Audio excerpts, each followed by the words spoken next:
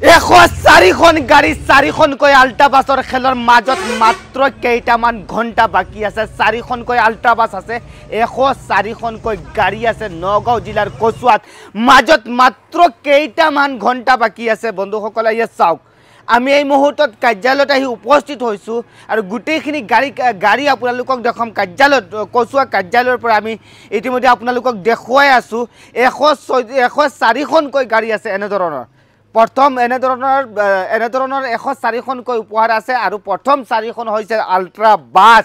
আৰু কি উপহাৰ আছে 104খন হুৰু হুৰা উপহাৰ নহয় মাত্ৰ কেইটামান ঘণ্টা বাকি আছে 26 তাৰিখে আজি কেই তাৰিখ আপোনালোকে হিচাপ কৰক 26 তাৰিখে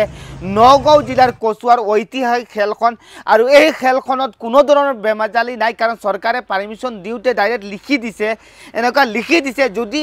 এই খেলৰ পৰা ৰাহি হোৱা পইচাখিনি ছাত্ৰ ছাত্ৰী দৰিদ্ৰ ছাত্ৰ ছাত্ৰীৰ